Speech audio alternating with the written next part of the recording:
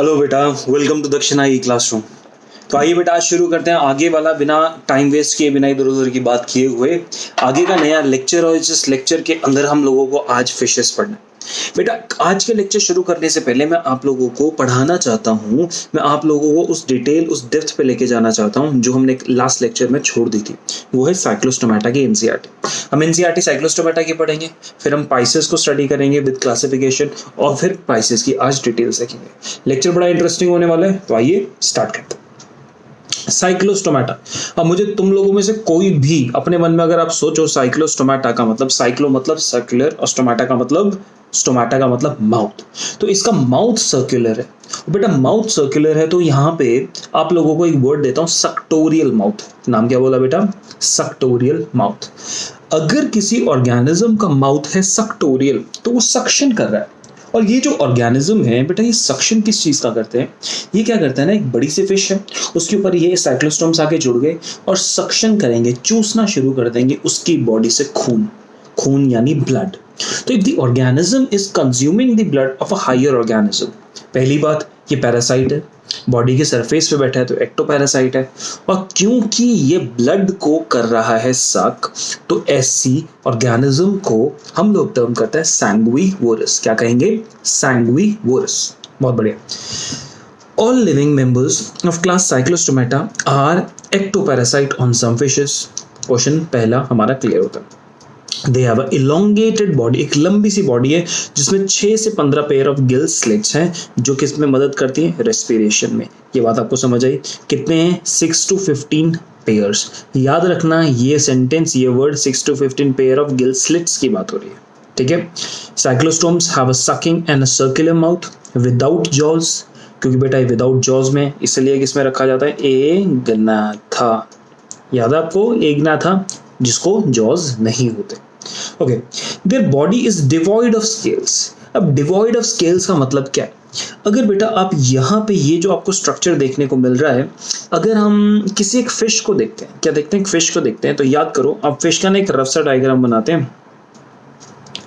हमने यही बनाई थी फिश बचपन में, तो हम फिश में इस तरीके से ऐसे बनाते हैं, याद है आप लोगों को? इस तरीके से फिश में जो मैं ऐसे बना रहा हूँ, ये हम चीज़ बनाते थे। बेटा ये क्या होते हैं? ये होते हैं स्केल्स। क्या होते हैं? स्केल्स। छोटे छोटे बॉडी पे एक्सटेंशंस होती हैं, ये स्केल्स कहलाने वाली, मतलब आप इसको समझ सकते हो कि जिन फिशेस तो यार सबने देखी होंगे, तो स्केल्स तो सबको मालूम है। अगर आपको स्केल्स फिर भी नहीं मालूम तो आप समझो कि एक लेयर, उसके ऊपर दूसरा, फिर आगे, इस तरीके से ये स्केल्स बॉडी को एक रफनेस प्रोवाइड करते हैं, ये स्केल्स बॉडी पे एक प्रोटेक्शन प्रोवाइड करते हैं।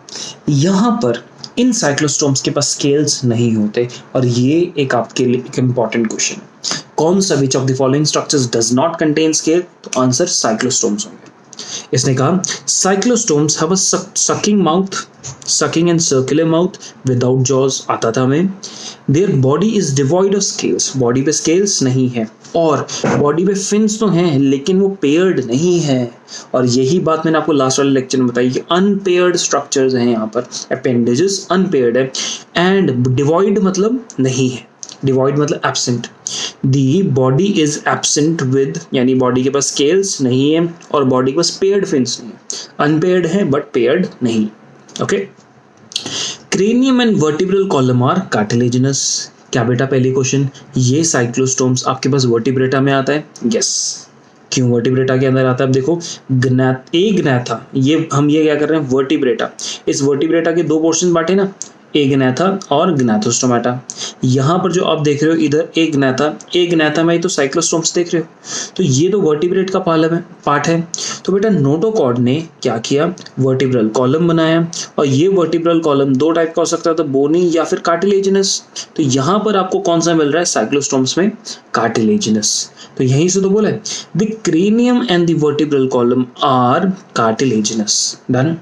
Circulation is of closed type, और यहां से मैं आपको फिर रिमाइंड करा दूं, ओपन किस में मिली थी बेटा? यूरोकॉर्डेटा के अंदर। Circulation is of closed type.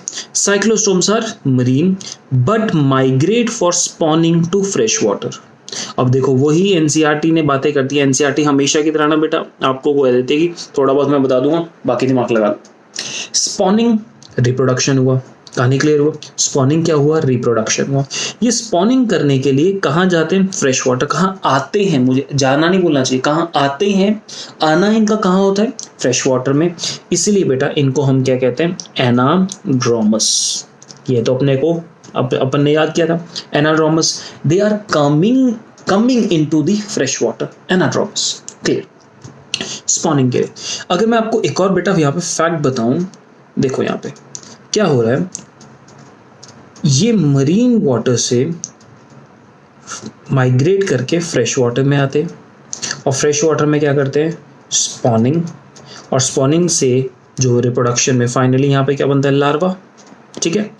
और ये जो एडल्ट होते हैं जिन्होंने स्पॉनिंग करने आए थे, ये die within few days. Spawning करने के कुछ दिनों बाद मर जाते हैं और लार्वा कुछ दिनों बाद वापस माइग्रेट बैक करता है इनटू मरीन वाटर और वहाँ पे अपनी पूरी ज़िंदगी गुजारता है। और जब ये लार्वा बन जाता है एडल्ट, और एडल्ट बनने के बाद ये लार्वा वापस स्पॉनिंग के लिए फ्रेश वाटर में आएगा। समझे? आसान था?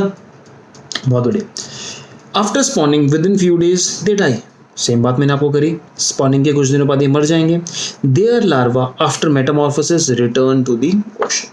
यानी लार्वा अपनी मेटामॉर्फोसिस कहाँ करेंगे? फ्रेश वाटर में, और वापस फिर ओशन में आ जाएंगे। बट अपने को याद है पेला, PELA, पेट्रोमाइजोन एंड लैम्प्रे, और मिक्सी में करते हैं। नेक्स्ट चीज यहाँ पर अपने को देखना है एक ग्नैथोस्टोमाटा। ग्नैथो मीन्स इनके पास जॉज है। फिर बेटा इसको सुपर क्लास, हमने 2 सुपर क्लास बनाई, पाइसेस एंड टेट्रापोडा, और अपने को अब पढ़ना है पाइसेस। पाइसेस में आपके पास कॉन्ड्रिक्थीज एंड ऑस्टिक्थीज दोनों आ रहे हैं, और यहाँ पे वो जादुई वर्ड बेटा कॉन्ड्रो। लास्ट टाइम आपको याद कराया था मैंने वर्ड कॉन्ड्रो, और कॉन्ड्रो किससे रिलेटेड होता है? कार्टिलेज। इतना तो अपने को याद है। तो अगर वर्ड आया कॉन्ड्रिक्थीज, क्या बोला? कॉन्ड्रिक्थीज। तो ये कॉन्ड्रिक्थीज ऐसे फिशेज हैं जिनका जो स्केलेटन होगा, जिनका क्या, इनका जो स्केलेटन होगा ना बेटा, ये स्केलेटन किसका बना हुआ है? यहीं से दिखा देते हैं, कार्टिलेज का। किस चीज का बना हुआ है स्केलेटन? कार्टिलेज का। क्योंकि वर्ड क्या है यहाँ पे? कॉन्ड्रो। समझे मेरी बात? तो कॉन्ड्रिक्थीज वो हैं जिनका स्केलेटन बना है कार्टिलेज का। और बेटा ऑस्टियो से वर्ड, ऑस्टिक्थीज ऑस्टियो से रिलेटेड हुआ, तो इनका जो स्केलेटन है वो किस चीज का बना हुआ है? बोन का। यानी अकॉर्डिंग टू देयर स्केलेटन हमने फिशेस को 2 हिस्सों में बांट दिया, एक कॉन्ड्रिक्थीज और दूसरा कौन सा? ऑस्टिक्थीज। डन? क्लियर? अब मैं क्या करूंगा, पहले मैंने आपको एनसीईआरटी की लाइन बाय लाइन हर एक लाइन का मतलब समझा दूंगा। हर एक लाइन का मतलब समझा के एक कैरेक्टरिस्टिक दिमाग में ना ऑर्गेनिज्म आपको बिठाना है। क्या बढ़िया से फोटो बना के तो मैं दिखाता हूँ। यहाँ पर कहानी शुरू हो रही है कॉन्ड्रिक्थीज के साथ, और बेटा कॉन्ड्रिक्थीज को समझने के लिए कुछ आप ये वाला डायग्राम देखो।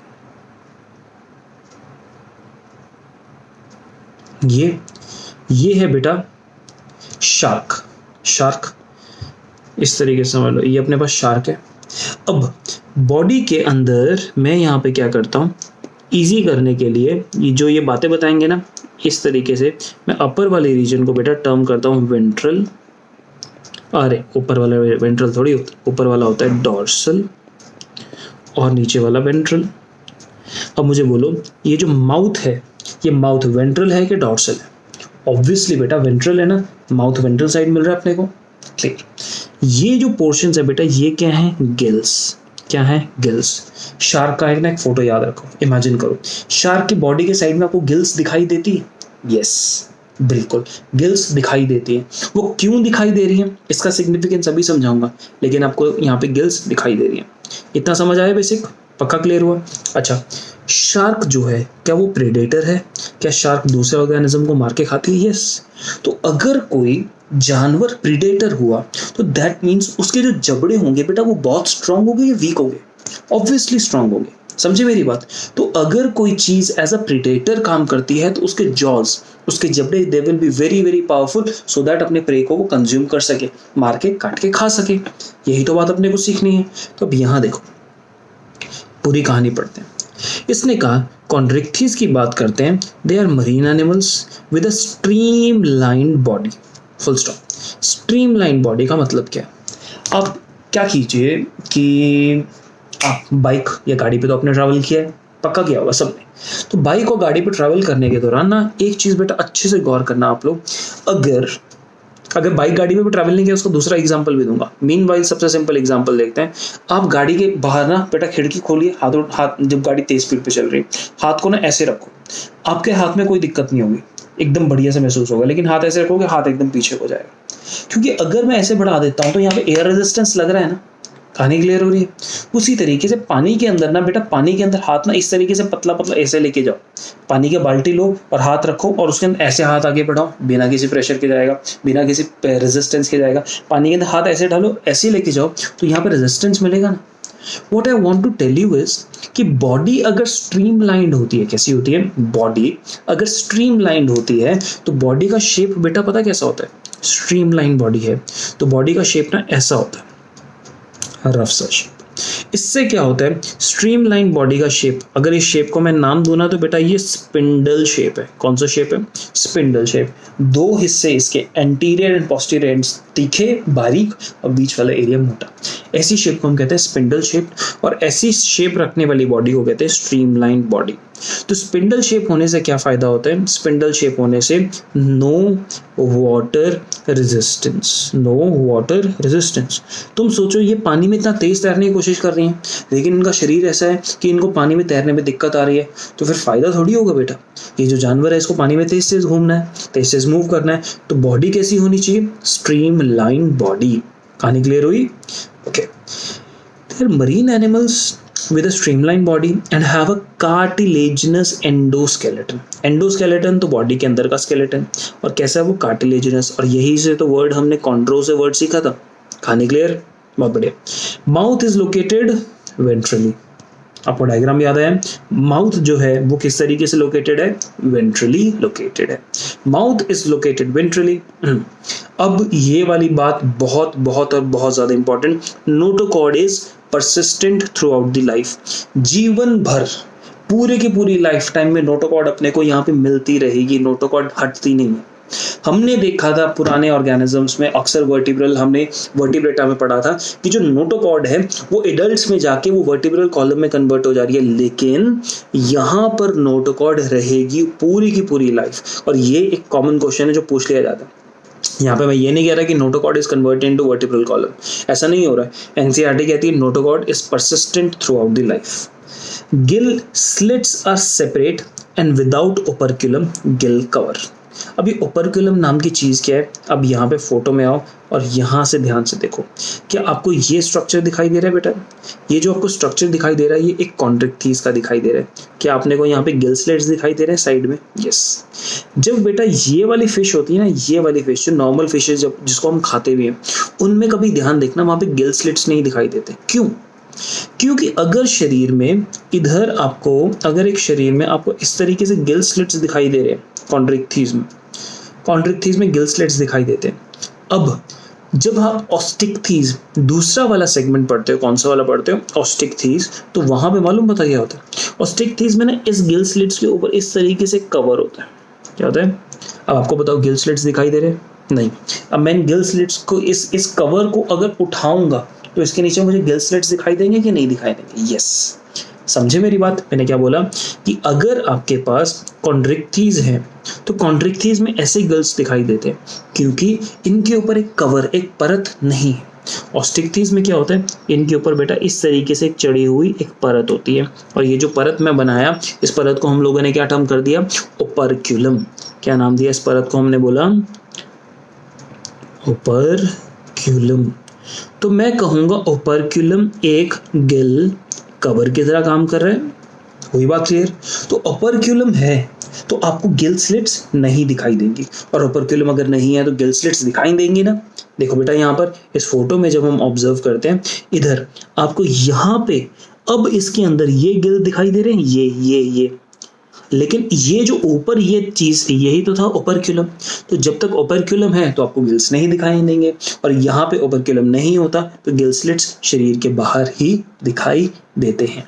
समझे मेरी बात बेटा? वापस आओ। तो इसने कहा gill slits are separate, gill slits अलग अलग हैं, एंड आर विदाउट ओपर्क्यूलम, तो इसलिए तो एक्सटर्नली विजिबल होते हैं। Okay, the skin is tough, skin कैसी है, टफ है, कड़क है, हार्ड है, कंटेनिंग माइन्यूट प्लेकॉइड स्केल्स। अभी बेटा यहाँ पर हमने वर्ड सीखा था ना स्केल्स, यहाँ पर जब आप कॉन्ड्रिक्थीज पढ़ते हो तो कॉन्ड्रिक्थीज की बॉडी में अलग अलग टाइप के स्केल्स मिलते हैं, और अलग अलग टाइप के स्केल्स अभी मैं आपको लिखवाऊंगा, जैसे टीनॉइड, गैनॉइड, साइक्लॉइड, ये अलग अलग टाइप के स्केल्स होते हैं। तो बेटा ये स्केल्स शरीर पे मिलने वाले स्केल्स होते हैं, तो उनमें से एक स्पेशल टाइप के स्केल्स हैं जिनको मैं कह रहा हूँ प्लेकॉइड स्केल्स। क्या है, प्लेकॉइड स्केल्स। और ये प्लेकॉइड स्केल्स काफी टफ होते हैं, काफी हार्ड होते हैं। इनफैक्ट अगर एक शार्क आती है और तुम्हारे आसपास से इस तरीके से घिस के भी निकल जाती है तो मैं यहाँ पे काफी अच्छे से मतलब घिस ऐसा लग जाएगा तुम्हारा कि ना जमीन पे, रोड पे तुम्हारा हाथ घिस गया, क्योंकि स्किन जो शार्क की होती है वो इतनी टफ होती है, समझे। अब एक ये पॉइंट जो मैं बोलने वाला हूँ इस पे बहुत अच्छा क्वेश्चन बनता है। पहली बात, स्किन के अंदर कौन से स्केल्स मिलेंगे, यहाँ पे एनसीईआरटी ने बोल दिया प्लेकॉइड स्केल्स। और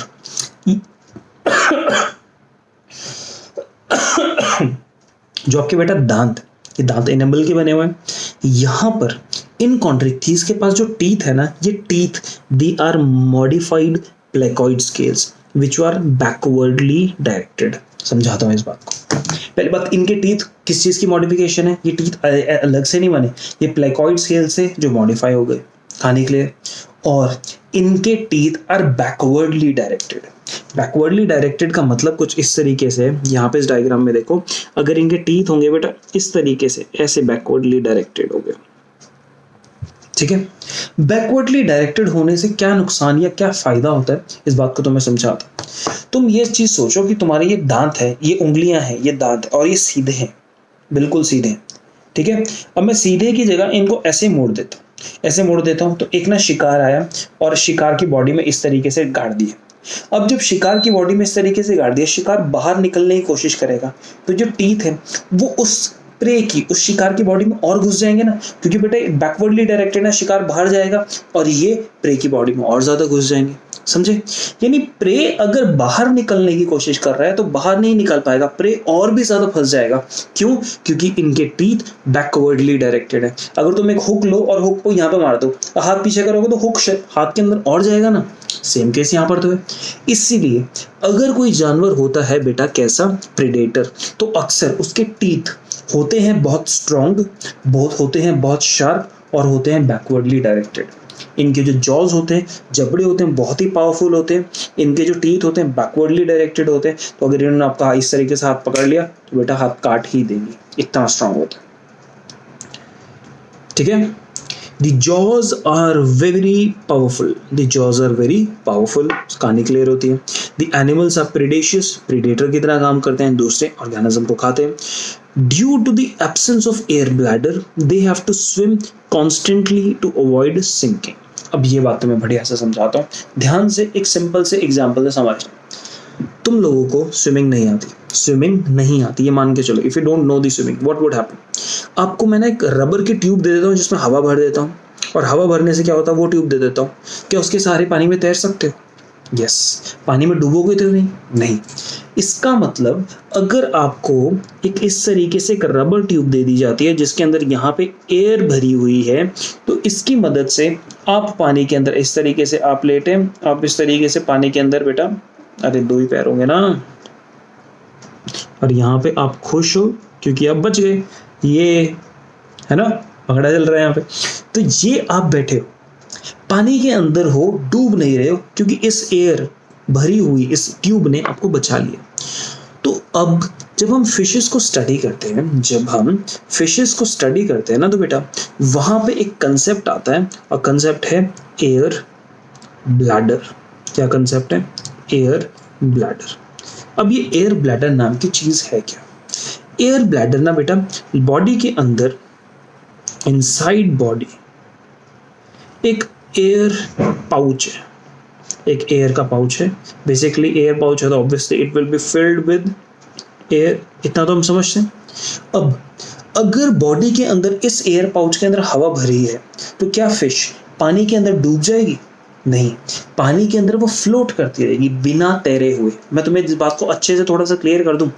when you are inside the water, पानी के अंदर हो, तुम हाथ पैर मत मारो, don't swim, you will drown. सीधी सी बात, अगर आपको तैरना नहीं आता तो आप डूब जाओगे, ये बात सही हुई। डूब जाओगे मतलब पानी के अंदर चले जाओगे, यही तो होगा। तो अगर फिश की बॉडी के अंदर, अगर फिश की बॉडी में, और जैसे आप देखो दोनों को कंपेयर करते हैं, यहां पे आप लगाओ फिश और यहां आप लगाओ यू, ठीक है। मैं कह रहा हूं केस 1 नो स्विमिंग, और यहां पे भी नो स्विमिंग है, तो इसका रिजल्ट क्या होगा? ड्राउन, ये डूब जाएगी और आप भी डूब जाओगे। कहानी क्लियर हुई है? यहां पे स्विमिंग नहीं हो रही। इसका रीजन, केस 2, अब आपके पास fish with air bladder, you with tube, सीधी सी बात। तो इसका इफेक्ट क्या होगा? नो ड्राउनिंग, और आपका इफेक्ट क्या होगा? No drowning. ये वाली बात समझ आई? तो अगर आपके पास फिश की तरह, कुछ फिशेस में, सब फिशेस में नहीं होता है, जैसे आपके पास एक ट्यूब है, वैसी अगर किसी फिश में एक एयर ब्लैडर होगा तो फिश पानी के अंदर डूबेगी नहीं। एयर ब्लैडर का फंक्शन समझ आया? पक्का क्लियर हुआ? बेटा फिश पानी में डूब जाएगी, यानी पानी के ऊपर है, धीरे धीरे नीचे आनी शुरू हो जाएगी। चलो एक सिंपल सी एक कंफ्यूजन दूर करते हैं। सोचो, अगर फिश आप पानी में डूब गए तो आप मर जाएंगे? बिल्कुल। लेकिन फिश पानी में डूब जाएगी तो मर जाएगी? नहीं बेटा, फिश के पास तो गिल्स होते हैं, वो पानी में सांस ले सकती है, इसलिए वो मरेगी नहीं। वो पानी में ऊपर से नीचे आ जाएगी, लेकिन मरेगी थोड़ी। आप लोग क्योंकि ऊपर से नीचे आओगे तो हवा में, ऊपर रहोगे तो हवा में सांस ले सकोगे, नीचे आओगे तो सांस कैसे लोगे? इसलिए मरोगे। फिश नहीं मरेगी। यहाँ पे ड्राउनिंग का मतलब, डूबने का मतलब पानी के अपर सरफेस से लोअर सरफेस में आना, समझे? तो आपको तैरने के लिए, ऊपर फ्लोट करने के लिए आपको एग्जैक्टली क्या चाहिए? एक एयर ट्यूब चाहिए, और फिशेस को भी एक एयर ब्लैडर चाहिए। अब तुम बोलोगे फिशेस में एयर ब्लैडर में हवा भरी हुई है तो फिशेस एकदम पानी के सरफेस पे आ जाएंगे? नहीं, आप एयर ब्लैडर में थोड़ी सी हवा कम कर दो तो पानी के सरफेस से वो थोड़ा सा नीचे रहेगी। कहानी क्लियर? तो फिश बिना अपने स्विमिंग करे, बिना अपने फिन्स चलाए भी तैर सकती है, पानी में फ्लोट कर सकती है, क्योंकि उसके पास एयर ब्लैडर है। अगर किसी फिश के पास एयर ब्लैडर नहीं है तो उसको कॉन्टिन्यूसली स्विम करना पड़ेगा, अपने फिन्स ऐसे ऐसे हिलाते रहने पड़ेंगे और कॉन्टिन्यूसली मूव करता रहना पड़ेगा। क्यों? अगर वो काम नहीं करेगी तो फिश वो पानी की जमीन के सरफेस पे, एकदम जमीन पे आके गिर जाएगी। समझे मेरी बात? तो यहाँ पे जो बेटा कॉन्स्ट्रिक्टीज हैं, ये कहते हैं due to absence of the air bladder, इनमें एयर ब्लैडर नहीं होता, इसलिए they have to swim constantly to avoid sinking. डूबने से बचने के लिए इनको कॉन्स्टेंटली, इस तरीके से, एयर ब्लैडर नहीं है तो कॉन्स्टेंटली स्विम करना पड़ता है। क्या ये वाली बात आपको बढ़िया से समझ आई? मजेदार तरीके से, इंटरेस्टिंग लगा बेटा कंसेप्ट? बहुत बढ़िया। एक और चीज, the heart is 2 chambered, heart 2 chambered है, फिशेस में तो होता है 1 auricle 1 ventricle. Some of them have electric organs, torpedo. बेटा ये 400 वोल्ट तक करंट लगा देती है। आपकी जो ये देखो 12 वोल्ट वाली बैटरी, ये वाली बैटरी बेटा आपने देखी है, 12 वोल्ट की जो बैटरी होती है, ऐसी वाली बैटरी। इस बैटरी को ना निकाल के ऐसे जीप पे लगा के देखो, एकदम करंट लगता है, इतना तेज भी नहीं लगता लेकिन लगता है। It is only 12 volt. अगर ये किसी दिन तुम इस टॉर्पीडो के हत्थे चढ़ गए ना, तो इसको टच कर लिया ना, 400 वोल्ट का करंट मारेगी, मर जाओगे एकदम, इतना खतरनाक करंट मारती है। तुम समझ सकते हो? दे हैव इलेक्ट्रिक ऑर्गन्स जैसे torpedo, and some possess poison sting, डंक भी मार सकते हैं कुछ। आपके पास कुछ ऐसे कॉन्ट्रैक्टीज हैं जो डंक भी मार सकते हैं, poison sting. They are cold blooded poikilothermous animals. और बेटा इस वर्ड कोल्ड ब्लडेड, या इसको मैं कहूँ पोइकिलोथर्मस, इसका मतलब क्या होता है समझो। इसका मतलब समझाने के लिए मैं तुम्हें ह्यूमंस का एग्जांपल देता हूँ। अच्छा, आप की बॉडी के अंदर का टेम्परेचर कितना है? ह्यूमन शरीर के अंदर की बॉडी के अंदर का टेम्परेचर 37 डिग्री सेल्सियस है, ठीक है। अब तुम यहाँ से उठ के शिमला चले जाते हो, अपने घर से उठ के शिमला चले जाते हो, अपने से घर उठ के जम्मू कश्मीर चले जाते हो, क्या बॉडी के अंदर का टेम्परेचर फॉल करेगा? नहीं। अंदर का टेम्परेचर हमेशा 37 डिग्री रहेगा, चाहे बाहर का टेम्परेचर कुछ मर्जी हो, चाहे बाहर का टेम्परेचर 40 हो जाए, 45 हो जाए, चाहे बाहर का टेम्परेचर -10 हो जाए, डजेंट मैटर। आपके शरीर के अंदर का टेम्परेचर बेटा 37 डिग्री ही रहता है। और सोचो, आपकी बॉडी का टेम्परेचर बेटा 37 से बढ़ के 1-2 डिग्री अगर 39 पे भी चला गया ना, तो आपको बहुत हाई फीवर हो जाता है। तो समझो, ह्यूमन बॉडी के अंदर का टेम्परेचर थोड़ा सा भी ना बढ़ना चाहिए ना ही कम होना चाहिए। तो हम अपनी बॉडी के टेम्परेचर को अलग अलग तरीके से अंदर के टेम्परेचर को कंट्रोल कर सकते हैं। जब अंदर के टेम्परेचर को कंट्रोल करने की एबिलिटी होती है तो अब ऑर्गेनिज्म, ध्यान से मेरी बात सुनना, organism which can control it's internal body temperature, ऐसे ऑर्गेनिज्म को कहते हैं होमियोथर्मस। क्या टर्म करते हैं? होमियो या होमोथर्मस, या बोलो या होमियोथर्मस। और बेटा इसको साथ साथ बोल सकते हैं वार्म ब्लडेड। क्या बोल सकते हैं? Warm blooded. कहानी यहाँ तक क्लियर हुई? होमियोथर्मस बोलेंगे या फिर वार्म ब्लडेड। बट अगर एक ऑर्गेनिज्म ऐसा है जो अपने शरीर के अंदर का टेम्परेचर मेंटेन नहीं कर सकता, उसके शरीर के अंदर का टेम्परेचर वैसा रहेगा जैसे बाहर होगा, ऐसे ऑर्गेनिज्म को हम क्या टर्म करते हैं? पोइकिलोथर्मस या फिर कोल्ड ब्लडेड। तो यहाँ पे एनसीईआरटी क्या कह रही है? They are cold blooded poikilothermous, that means they lack the capacity to regulate their body temperature, यानी अपने अंदर के शरीर का तापमान फिशेस मेंटेन नहीं कर पाती। तो अगर फिशेस को जम्मू कश्मीर ले गए तो उनकी बॉडी का टेम्परेचर -10 हो जाएगा, उनको तुम अफ्रीका ले जाओ तो उनकी बॉडी का टेम्परेचर 40-50 के आसपास जाना शुरू हो जाएगा। तुम फ्लक्चुएशन देख रहे हो? ह्यूमंस के बॉडी के अंदर ऐसा फ्लक्चुएशन नहीं मिलता, लेकिन फिशेस में मिलता है। तो अगर ऑर्गेनिज्म अपनी बॉडी के टेम्परेचर को कर पाए कंट्रोल तो उसको कहेंगे वार्म ब्लडेड, अगर नहीं कर पाए तो क्या टर्म करेंगे? Cold blooded animal. क्लियर हुआ? Sexes are separate, okay, male female अलग अलग होता है। तो एक शार्क होता है, एक शार्की होती है, ठीक है। In males pelvic fins bear claspers, ये समझाऊंगा बेटा थोड़ी देर में। They have internal fertilization, okay, and many of them are viviparous, जिंदा बच्चे को पैदा करते हैं। बेटा इसके examples Scoliodon, dogfish, Pristis, sawfish, Carcharodon, great white shark and Trygon stingray. You know what I want you people to do?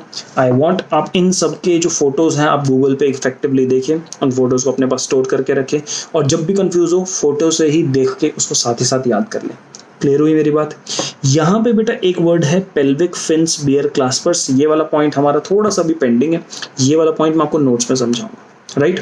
तो आगे बढ़ते हैं, चलिए अब पढ़ेंगे हम अपने नोट्स। तो चलो बेटा देखते हैं हमारे नोट्स हमें कहते हैं। सबसे पहली बात यहाँ पर ये हमें नोट्स बता रहे हैं डिवोनियन पीरियड। मैं आपको बेटा यहाँ पे पहले भी बता चुका हूँ, ये वर्ड्स पीरियड, एपॉक्स, अगर कुछ भी ऐसी वर्ड आती है इन सब वर्ड्स को यही आपको रटना है, आपको याद करना है कि इवोल्यूशनरी टाइम स्केल के अकॉर्डिंग, जैसे जैसे अर्थ की हिस्ट्री के टाइम के अकॉर्डिंग कब ये सब चीज़ें आई, इनके साथ कौन सा वाला पीरियड जुड़ा हुआ है, उसके साथ बेटा आपको एग्जैक्टली याद करना है। तो हम यहाँ पे फिशेस के लिए, पाइसेस के लिए ऑब्जर्व करते हैं डिवोनियन पीरियड सबसे ज़्यादा इंपॉर्टेंट है। इसकी जो स्टडीज होती हैं फिशेस की स्टडीज को इक्थियोलॉजी कहते हैं। क्या रखते हैं? इक्थियोलॉजी। और बेटा यहाँ पे +3 वाले बेटा आपको एक होमवर्क देता हूँ, इक्थियोफिस। ये इक्थियोफिस क्या है ये आपको ढूंढना है, ठीक? आगे बढ़ते हैं। बॉडी बेटा स्ट्रीमलाइंड है, इसमें तो अपने को कोई डाउट नहीं। अगर किसी को ये फिशेस को पानी में रहना है तो इनको रेजिस्टेंस बिल्कुल भी फेस करने का मन नहीं है, they don't want to face any resistance. तो अगर ये रेजिस्टेंस फेस करना नहीं चाहते तो बेसिकली इनको कैसी बॉडी चाहिए? इनको स्ट्रीमलाइंड बॉडी चाहिए। कहानी डन? ओके बेटा बॉडी के पास फिन्स होते हैं। यहाँ पर क्योंकि ये जो पाइसेस होते हैं बॉडी के अंदर, इनके पास अपेंडेजेस के नाम पे हाथ पैर तो नहीं होते, इनके पास फिन्स होते हैं। क्या होते हैं? फिन। और ये फिन है जिसकी मदद से इन लोगों को स्विमिंग करने में हेल्प मिलती है। तो जब ये फिन्स की बात करते हैं तो यहाँ पे ज़रा यहाँ पे ऑब्जर्व करो, यहाँ आपको डॉर्सल फिन्स दिखाई दे रहे हैं, यहाँ पे आपको वेंट्रल और पेल्विक फिन्स दिखाई दे रहे हैं, यहाँ पे पेक्टोरल फिन्स दिखाई दे रहे हैं, एनल फिन, टेल और कॉडल फिन्स। ये फिन्स की अलग अलग फोटोज हैं। तो बेटा फिन्स याद रखिएगा क्या काम करती है? एक तो स्विमिंग करने में मदद करती हैं, ऑल्सो स्विमिंग में डायरेक्शन देने में भी मदद करती हैं कि किस डायरेक्शन में जाना है। इस फिन्स का थोड़ा सा एंगल चेंज होता है, डायरेक्शन कुछ और होता है, एंगल थोड़ा सा कोई और चेंज होता है, डायरेक्शन बदल जाता है। सब्जेक्ट तो फिन्स इफेक्टिवली डायरेक्शन को लेके और मूवमेंट को लेने के लिए बहुत ज़्यादा इंपॉर्टेंट है। जब बेटा फिन्स की बात करी जाती है तो कुछ टाइप के फिन्स आपको पेयर्ड मिलते हैं, जैसे यहाँ पे पेक्टोरल और पेल्विक। ये जो इस एरिया में मिलने वाला फिन होता है इसको पेक्टोरल फिन कहा जाता है। क्या कहा जाता है? पेक्टोरल। और नीचे मिलने वाले फिन्स को हम क्या कहते हैं? Pelvic fins. तो देखो दो पेल्विक फिन्स हैं, एक पेक्टोरल फिन इस साइड है तो एक दूसरी साइड है जो हमें स्क्रीन पे ऑब्वियसली फोटो 2D है बेटा, आपको दूसरी तरफ नहीं दिखाई दे रहा। ये वाले आपके पास कौन से फिन्स हैं? पेक्टोरल। अनपेयर्ड मिड डॉर्सल आप यहाँ पे डॉर्सल फिन्स देख सकते हो, ये पेड़ नहीं है, ये दो अलग अलग फिन्स है ना, और आपके पास ये कॉर्डल फिन, कॉडा। ये जब भी वर्ड बेटा कॉडा आएगा, कॉडा वर्ड, इसके लिए आप वर्ड यूज कर सकते हो पोस्टीरियर, इसके लिए वर्ड यूज कर सकते हो यूरो, इसके लिए वर्ड कर सकते हो एंड। ये चारों वर्ड एक दूसरे के कॉम्प्लीमेंट्री होते हैं, यानी इनकी जगह एक दूसरे की जगह यूज हो सकते हैं। आप कॉडल एंड बोल दीजिए, आप टर्मिनल एंड बोल दीजिए, आपको यूरो बोल दीजिए, समझे मेरी बात। तो ये फिन्स आपके पास डॉर्सल वाली फिन और ये कॉडल वाली फिन, ये दोनों अनपेयर्ड। क्योंकि बेटा आपको एनसीईआरटी इनके बारे में इंफॉर्मेशन नहीं देती, इनके बारे में बात नहीं करती, तो डायरेक्ट क्वेश्चन इनके ऊपर से नहीं बनेगा, तो पहली टेंशन आपकी खत्म। आप अक्सर सोचते हो कि इतना सब एक्स्ट्रा जो पढ़ाया जा रहा है वो रटे कैसे, रटना नहीं बेटा, ये सब चीजें हैं जिनको आपको दिमाग में बिठा लेना है, फोटो देख के समझ के।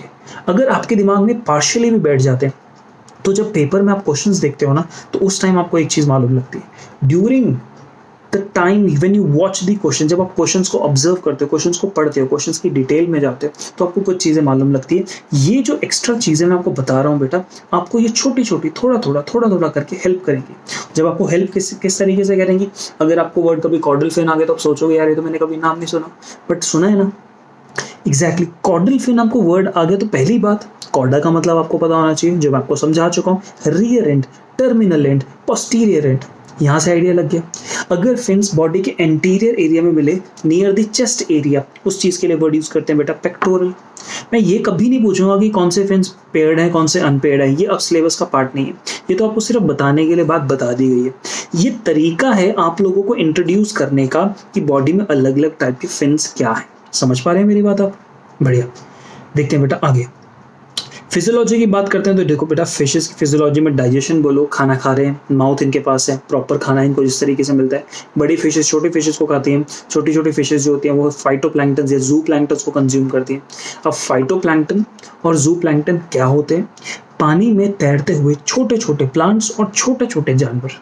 प्लांट्स होंगे तो उनको फाइटोप्लैंक्टन कहेंगे, अगर एनिमल्स होंगे तो उनको हम टर्म करेंगे जू प्लैंक्टन। तो फाइटोप्लैंक्टन और जू प्लैंक्टन पानी में मिलने वाले माइक्रोस्कोपिक ऑर्गेनिजम्स होते हैं, जिनको छोटी फिशेस खाती हैं, छोटी को बड़ी फिशेस खाती हैं। तो प्रैक्टिकली अगर मैं आपको सीधी सी बात यहाँ बोलूँ तो इनका मोड ऑफ न्यूट्रिशन कैसा है बेटा? Holozoic mode of nutrition. Excretion, excretion के लिए यहाँ पे किडनीज यूज हो रही है, ये तो बात हमने वर्टिब्रेट्स के लिए पढ़ी थी, बट बेटा मैं किडनी के आगे ना वर्ड रखा है मीजोनेफ्रिक, और यहाँ से एक अच्छा सा तुम्हें कंसेप्ट बताता हूँ। किडनी जो होती है, क्या जो किडनी होती है वो 3 प्रकार की होती है। आपके पास प्रोनेफ्रिक, एक मीजोनेफ्रिक और तीसरा मेटानेफ्रिक। ये 3 टाइप की बेटा किडनीज है। अब ये 3 टाइप की किडनीज का इफेक्टिवली मतलब क्या है? ये बेटा जो 3 तरीके की आपकी किडनीज हैं, depending on the basis of complexity, the simplest will be pronephric. याद रखो, फिर वर्ड अपने पास आया प्रो, और प्रो हमेशा वर्ड एक बात समझाता है, जो पहले आया और जो पहले बनता है वो लेसर डेवलप्ड है। तो प्रोनेफ्रिक कैसी है बेटा? सबसे सिंपल, थोड़ी सी डेवलप हुई मीजोनेफ्रिक, और ज्यादा डेवलप हुई तो आपके पास कैसा मिल गया? Metanephric kidney. क्लियर हुई? बहुत बढ़िया। तो यहाँ पे आपके पास किडनीज है मीजोनेफ्रिक। नहीं भी याद होता कोई टेंशन नहीं, बस दिमाग में मीजोनेफ्रिक वर्ड समझ आना चाहिए था। मैं आपको मल्टीपल टाइम्स बोल रहा हूँ, एक्स्ट्रा बातें अक्सर नहीं आती पेपर में। 95% केसेस हैं एक्स्ट्रा कंटेंट जितना भी पढ़ाया जा रहा है बेटा, वो आपको एक रेफरेंस के लिए पढ़ाया जाता है कि हमने एक जगह पढ़ा दिया था रेफरेंस, क्योंकि तुम्हें सब्जेक्टिव पेपर में तो ये सब लिखना नहीं है। सब्जेक्टिव पेपर में सिर्फ और सिर्फ एनसीईआरटी लिखनी है, मार्क्स पूरे मिल जाएंगे।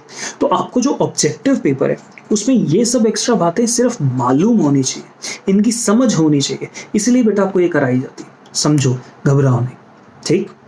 रेस्पिरेशन, अरे यार फिशेस रेस्पायर कैसे करेंगे, इसमें ये किसको नहीं पता? गिल्स, सबको मालूम। सर्कुलेशन, बेटा 2 चेम्बर्ड हार्ट है, और 2 चेम्बर्ड हार्ट तो मैंने आपको पहले ही बताया कुछ देर पहले कि ये वीनस हार्ट होता है। क्यों? क्योंकि डीऑक्सीजनेटेड ब्लड पंप करता है। आरबीसी न्यूक्लिएटेड होते हैं। ह्यूमन आरबीसी, हम लोग के अगर आरबीसी को आप तोड़ो तो उसके बीच में से न्यूक्लियस नहीं मिलता है, लेकिन फिशेस में न्यूक्लिएटेड आरबीसी मिलते हैं। समझे? एडिशनल चेम्बर्स, अगर आप हार्ट को ऑब्जर्व करते हो फिशेस की, तो हार्ट के आगे पीछे आपको कुछ एक्स्ट्रा चेम्बर्स मिलते हैं। हार्ट जो है उसके अलावा भी आपको छोटे छोटे चेम्बर्स, एक्स्ट्रा चेम्बर्स मिलते हैं। उन चेम्बर्स को नाम दिया जाता है साइनस वेनोसस। क्या नाम दिया जाता है? Sinus venosus. क्लियर हुआ? शाबाश। लोकोमोशन स्केलेटन, बेटा स्केलेटन इसके पास इंटरनल स्केलेटन है और स्केलेटन के बेसिस पे ही तो हमने कॉन्ड्रिक्थिस ऑस्टिक्थिस में बांटा। अगर स्केलेटन बोनी होगा तो ऑस्टिक्थिस कहेंगे और अगर स्केलेटन कार्टिलेजिनस होगा तो हम क्या टर्म करेंगे, कॉन्ड्रिक्थिस, राइट। न्यूरल सिस्टम बेटा बात समझने वाली है, लेटरल लाइन सेंस ऑर्गन्स, और ये बात तो मैं समझाता हूँ। फिश को अब देखो, एक फिश को देखो तो फिश को अपने दोनों हाथ को इस तरीके से जोड़ दो, आगे से पतली, बीच में से इस तरीके से आपको फिश दिखाई देती है, ऐसे रख दो, ये this is the structure of the fish.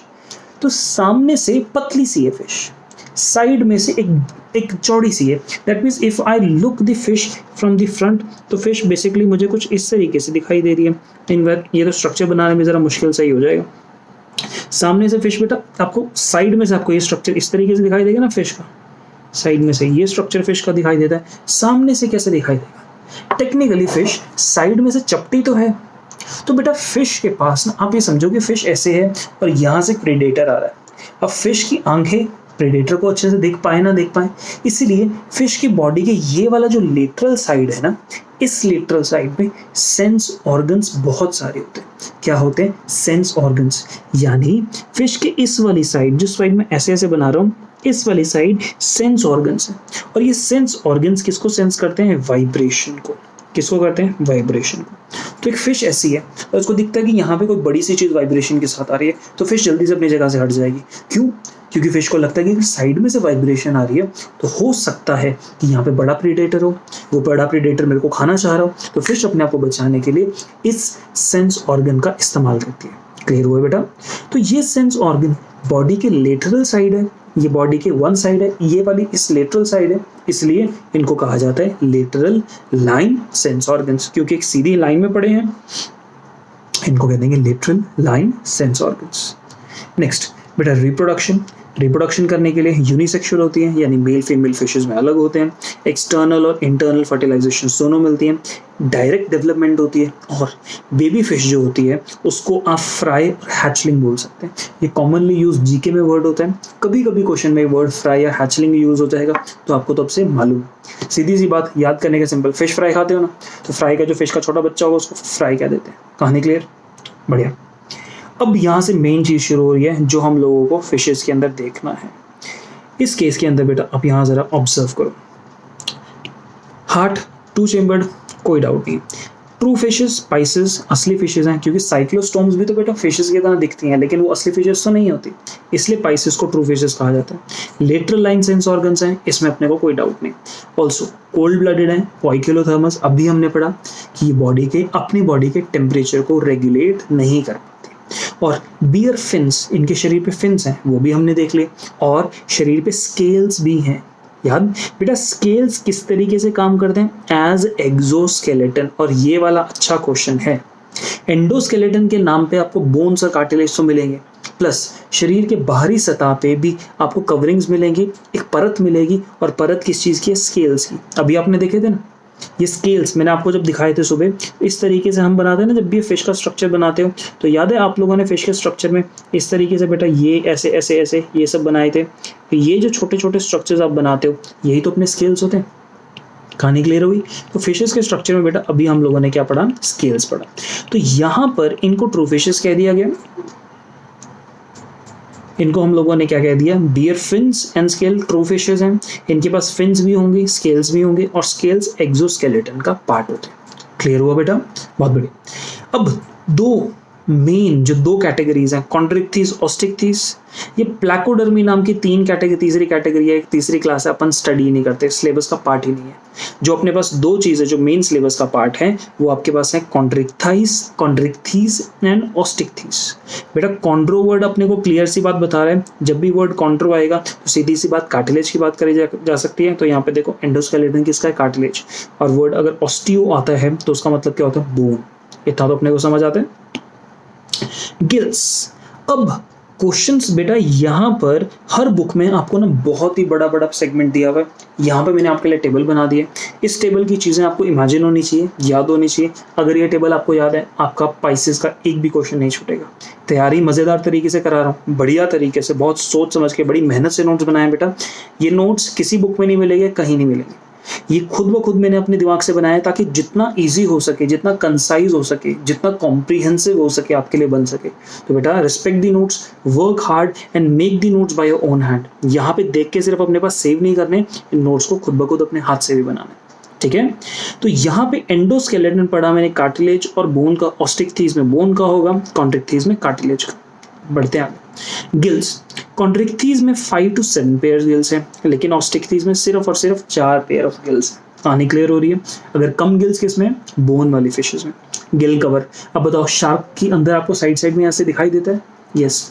क्यों दिखाई देता है? क्योंकि वहां पे ओपर्कुलम नहीं होता, इसीलिए हम कार्टिलेजिनस फिशेस में कहते हैं गिल कवर यानी ओपर्कुलम एब्सेंट होगा। बट एक्सेप्शन यहाँ पे काइमेरा मिलती है, ये ध्यान रखना, बड़ा इंपॉर्टेंट एग्जांपल है। ये जो काइमेरा नाम की कॉन्ट्रिक्थीज है इसमें ओपर्कुलम मिलेगा, बाकी कॉन्ट्रिक्थीज में ओपर्कुलम नहीं मिलता, तो यहाँ ऑस्टिक्थीज में ओपर्कुलम मिल रहा है। ओके, माउथ की बात करते हैं। बेटा माउथ कैसा है? वेंट्रल। क्या ये वाला डायग्राम मैंने आपको सुबह बना के दिखाया, ये वाला थोड़ी देर पहले बना के दिखाया था। इस वाले डायग्राम में जब हम इस तरीके से शार्क को बनाते हैं तो शार्क को इसी तरीके से बनाते हैं ना बेटा। ये देखो शार्क को ऐसे बनाते हैं, ये इस तरीके से शार्क को बनाते हैं, और यहाँ पे इस तरीके से हम इसके बना देते हैं, क्या इस तरीके से गिल्स। तो शार्क का जो माउथ है यहाँ पे हमने डिफाइन किया कि अगर 2 हिस्से हैं, ये वेंट्रल एरिया है, तो जो शार्क का माउथ है वो वेंट्रल एरिया में मिल रहा है। यस, इधर वाले इधर देखो, शार्क के यहाँ पे आपको गिल्स दिखाई दे रहे हैं। क्यों? क्योंकि ओपर्कुलम यहाँ पे एब्सेंट है। क्लियर हुआ बात? पक्का क्लियर हुआ? बहुत बढ़िया। तो शार्क के केस में और बाकी जितने भी कॉन्ट्रिक्थीज हैं, माउथ होगा वेंट्रल। दूसरी वाली फिशेस का माउथ कैसा होता है? टर्मिनल। और टर्मिनल का मतलब भी हम दूसरे डायग्राम से देखते हैं। अगर माउथ आपको कुछ इस तरीके से मिल रहा है, इस तरीके से, ये देखो एकदम सेंटर पे, ना ऊपर है ना नीचे, ना डोर्सल में ना वेंट्रल में, एकदम आगे आगे वाले एरिया में है, तो इस तरीके से ये माउथ मिलेगा। तो इस माउथ को हम क्या कहते हैं? टर्मिनल। टर्मिनल बॉडी के एक हिस्से में, एक सिरे पे, बॉडी के एक एंड पे, तो ये वाला माउथ किस तरीके से हुआ? Terminal mouth. क्लियर है बेटा? Very nice. क्लोका, क्लोका बेटा मैंने आपको बताया, a common opening for urinogenital and excretion, egestion, digestive waste, urine excretory waste and genitals. अगर तीनों के लिए एक सिंगल ओपनिंग होती है तो उसको हम कहते हैं क्लोका। तो क्लोका जो है वो आपके पास यहाँ पर कॉन्ट्रिक्थीज में प्रेजेंट होगा, लेकिन ऑस्टिक्थीज में कैसा होगा? एब्सेंट। ऑस्टिक्थीज में क्लोका इज एब्सेंट। समझे? दोबारा एक्सेप्शन के नाम पे कौन आ गया बेटा? काइमेरा। तो तुम यहाँ पे एक चीज देख सकते हो, काइमेरा का एंडोस्केलेटन तो कार्टिलेज का है, लेकिन काइमेरा में आपके पास ओपर्कुलम में मिलेगा। काइमेरा के अंदर क्लोका की एब्सेंस भी होगी। तो बेटा एक चीज समझ आ रही है, काइमेरा एसेंशियली है तो कॉन्ट्रिक्थीज, लेकिन काइमेरा में कुछ ऑस्टिक्थीज जैसे भी फीचर्स अपने को मिलते हैं। यानी दोबारा इस बात को बोलो, chimaera essentially is a chondrichthyes but contains some features of osteichthyes. Clear? इसीलिए काइमेरा को बेटा कनेक्टिंग लिंक बोला जाता है। कनेक्टिंग लिंक समझाया था तुम्हें? कनेक्टिंग लिंक क्या कहते हैं कि एक इसके भी फीचर्स हैं और इसके भी फीचर्स हैं। तो काइमेरा में दोनों ग्रुप्स के फीचर्स हैं, कुछ एसेंशियली वो कॉन्ट्रिक्थीज है, बट उसके अंदर आपके पास ऑस्टिक्थीज के भी फीचर्स मिलते हैं, इसीलिए उसको कनेक्टिंग लिंक बोल दिया जाता है। यहां तक समझे बेटा? नेक्स्ट, एयर ब्लैडर की बात आपको थोड़ी देर पहले समझाया था। एयर ब्लैडर हमें तैरने में मदद करता है। तो एयर ब्लैडर तो आपके पास शार्क के अंदर नहीं होता, शार्क के जितने भी भाई बंधु हैं कॉन्ट्रिक्थीज में नहीं होगा, लेकिन ऑस्टिक्थीज में एयर ब्लैडर प्रेजेंट होता है। ओके, नोटोकॉर्ड मैं यहाँ पे कहूँगा प्रेजेंट होती है, लेकिन यहाँ पर ऑस्टिक्थीज में notochord is replaced by vertebral column. और ये बात बहुत ही एसेंशियल है, इंपॉर्टेंट है। Notochord persist throughout the lives in the case of chondrichthyes but not in the case of osteichthyes because it gets converted into bony vertebral column. Heart, इधर भी 2 chambers का है, इधर भी 2 चेंबर का है, तो इसमें कोई टेंशन ही नहीं। अब नेक्स्ट चीज जो मैं तुम्हें पढ़ाने वाला हूँ, एनसीईआरटी ने यहाँ पे सिर्फ एक नाम लिया, प्लेकॉइड। क्या नाम लिया? प्लेकॉइड। इसके अलावा एनसीईआरटी ने कोई नाम नहीं लिया। यहाँ पर मैं तुम्हें कुछ एक्स्ट्रा बातें बताने वाला हूँ। याद करो, समझो इस बात को कि फिशेस जो हैं, पाइसेस जो हैं, उनकी बॉडी में outer side as a exoskeleton आपको बेटा क्या मिलता है? स्केल्स मिलते हैं। अब ये जो स्केल्स हैं ये अलग अलग टाइप के हैं। जो स्केल्स है हमारे पास, कम से कम यहाँ पर आपके पास 4 टाइप के स्केल्स दिखाई दे रहे हैं। अगर मैं चारों का नाम लूँ, प्लेकॉइड, साइक्लॉइड, टेनॉइड, गैनॉइड, बोल रहा हूँ प्लेकॉइड, साइक्लॉइड, टेनॉइड एंड गैनॉइड। समझे मेरी बात? तो यहाँ पे जो सबसे इंपॉर्टेंट स्केल टाइप है जिसका नाम है प्लेकॉइड, वो प्लेकॉइड स्केल देखो कहाँ मिल रहा है। प्लेकॉइड स्केल्स अपने को कॉन्ट्रिक्टीज में मिल रहा है, यानी प्लेकॉइड स्केल्स कॉन्ट्रिक्टीज में। और देखो एनसीईआरटी ने हमें एक और बात कही थी, placoid scales are modified to make the teeth. देखो ऑल्सो मेक द टीथ, यानी प्लेकॉइड स्केल्स ने टीथ भी बनाए। समझे मेरी बात? Also in the case of यहाँ पे ऑस्टिक थीस, वहाँ पे प्लेकॉइड नहीं होते, वहाँ पे साइक्लॉइड, टीनॉइड, गैनॉइड, इस टाइप के स्केल्स होते हैं। हो गया बेटा? कॉर्डल फिन, कॉर्डल फिन समझते हो? देखो यहाँ पे फोटो में कॉर्डल फिन बेटा आपको यहाँ पे दिखाई दे रहा है। अच्छा, कॉर्डल फिन के बेटा इस तरीके से आपके 2 हिस्से नहीं है तो, लेकिन शेप देखो कॉर्डल फिन की किस तरीके से जा रही है। कॉर्डल फिन की एक ऊपरला हिस्सा और एक नीचेला हिस्सा, क्या ये ऊपर और नीचे वाला हिस्सा बराबर लेंथ का है ना? पक्का क्लियर हो रही है? तो अगर बेटा मैं एक चीज बोलूं, सेम, आप एक सॉल्यूशन सोचो, होमोजीनियस सॉल्यूशन। होमोजीनियस सॉल्यूशन ऊपर से लेकर नीचे तक, आगे से लेकर पीछे तक हर तरफ से सेम होती है। तो अगर मैं वर्ड यूज करता हूँ होमो, तो होमो वर्ड किसको समझाता है? सेम को। तो बेटा अगर मैं बोलूं वर्ड तुम समझाओ डिफरेंट, तो डिफरेंट किसको समझाएगा? हेटेरो को। किसको समझाएगा? हेटेरो। कोई डाउट यहाँ पर? नहीं। यहाँ पर आप देख सकते हो इस वाले कॉर्डल फिन के ऊपर वाला हिस्सा और नीचे वाला हिस्सा दोनों सेम है, दोनों सेम लेंथ का है। समझे कंसेप्ट? तो अब देखो मैं तुम्हें कुछ नए वर्ड्स इंट्रोड्यूस करूंगा। यहाँ पर मैं कहता हूँ कॉर्डल फिन जो है वो हेटेरो सर्कल है। कैसे? Hetero circle. हेटेरो सर्कल का कैसे मतलब? आप यहाँ पे देखिए बेटा, ये कॉर्डल फिन है, ऊपर वाला हिस्सा छोटा है और नीचे वाला हिस्सा कैसा है? बड़ा है। तो इसीलिए हमने इसका वर्ड क्या यूज किया? Hetero circle. ठीक है? और यहाँ पे देखो आप बेटा 2 हिस्से बनाओ, एक ऊपर वाला एक नीचे वाला, दोनों सेम है, तो यहाँ पे वर्ड क्या यूज है? होमो सर्कल। कहानी क्लियर हो रही? तो जो ये ऑस्टिक्थीज हैं और ये जो कॉन्ड्रिक्थीज हैं, इन दोनों में बात करें तो कॉन्ड्रिक्थीज में हेटेरो सर्कल होते हैं और ऑस्टिक्थीज में कैसे होते हैं? होमो सर्कल। तो देखिए वापस यहाँ पर बात करी कॉर्डल फिन की, तो कॉर्डल फिन जो है वो हेटेरो सर्कल है और ऑस्टिक्थीज में कैसा है बेटा? Homocercal. क्लियर हो? Okay, fertilisation.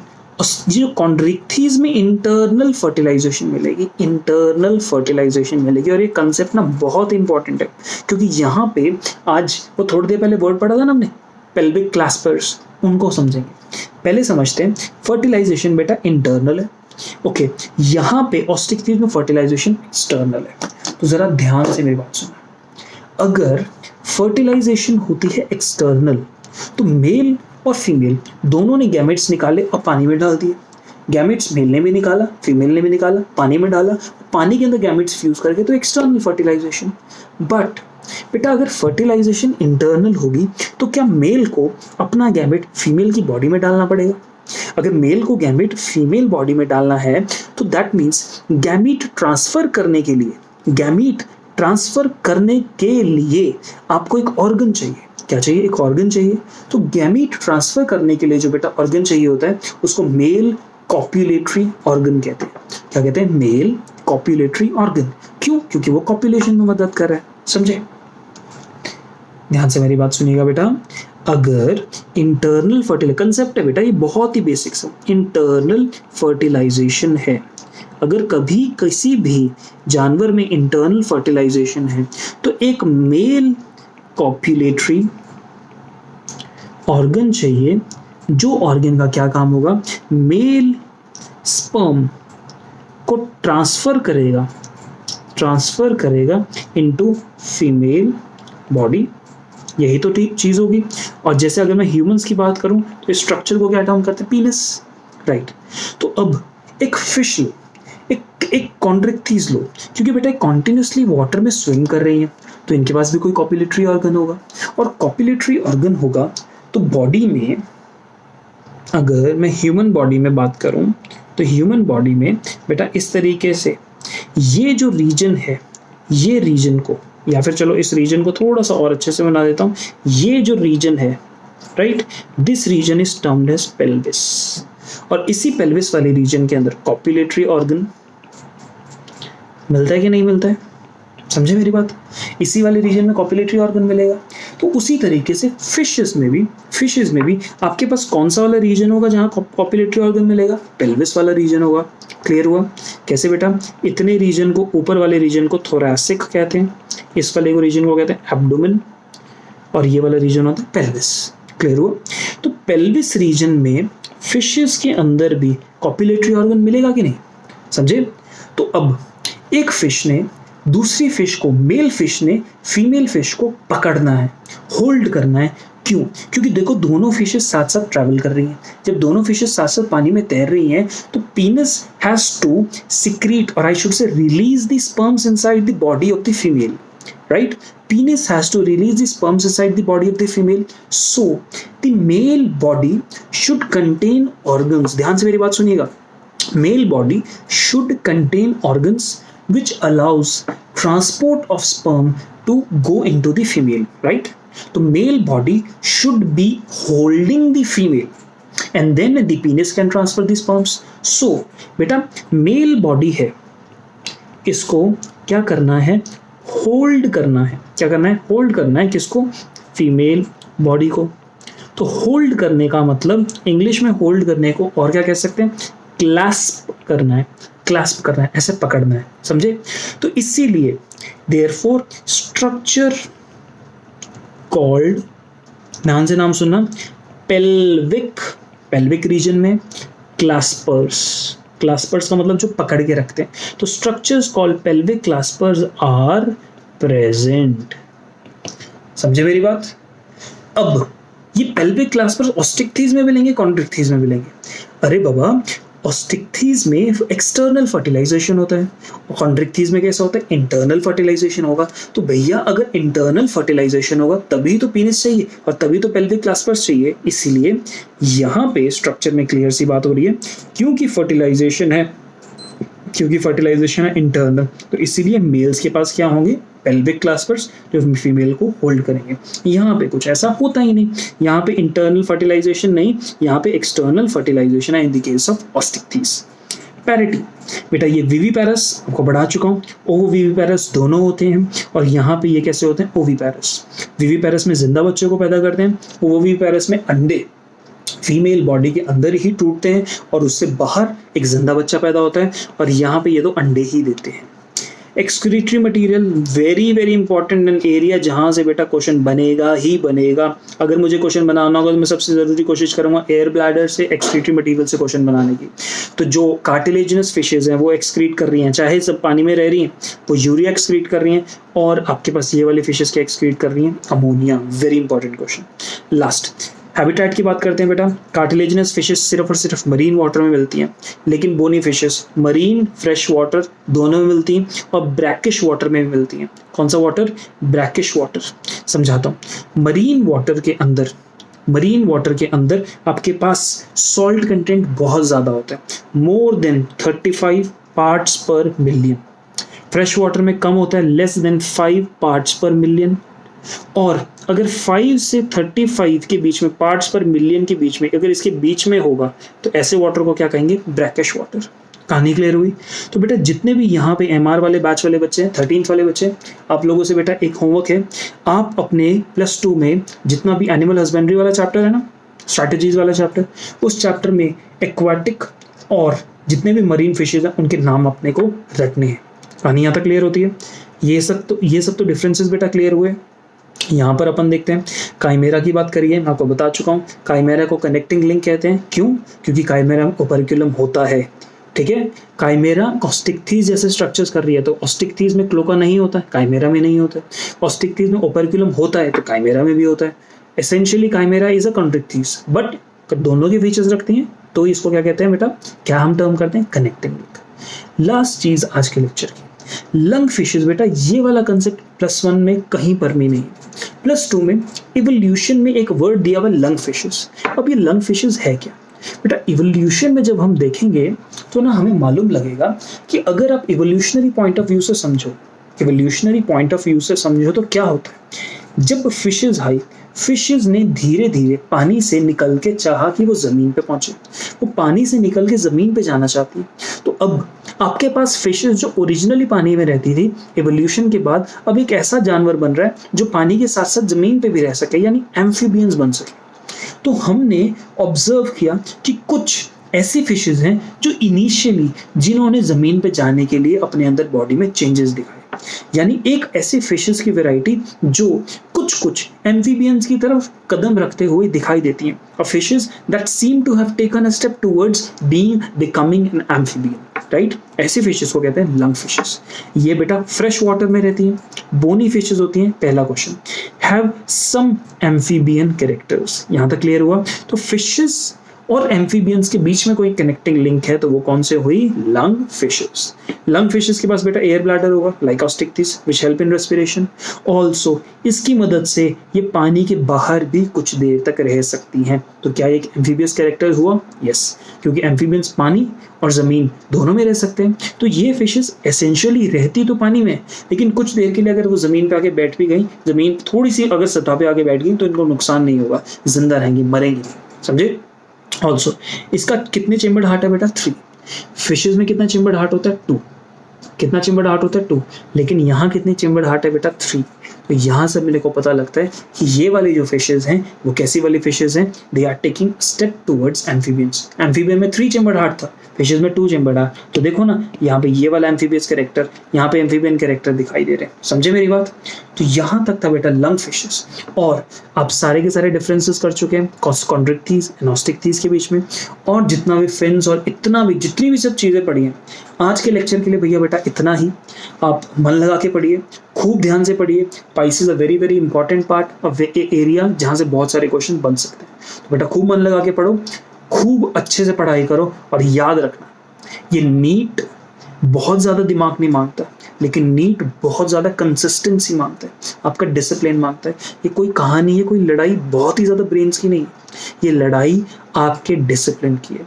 ये लड़ाई उस चीज़ की है कि एक बच्चा कितना देर पूरे, मैं एक दिन की बात नहीं कर रहा हूँ कि 12-12 14-14 घंटे पढ़ रहा हूँ, आपको 6 से 7 घंटे मैक्सिमली 8 घंटे पढ़ रहे हैं बेटा, पढ़ लें, लेकिन हर रोज़ पढ़ना है, वो बात ज़रूरी है।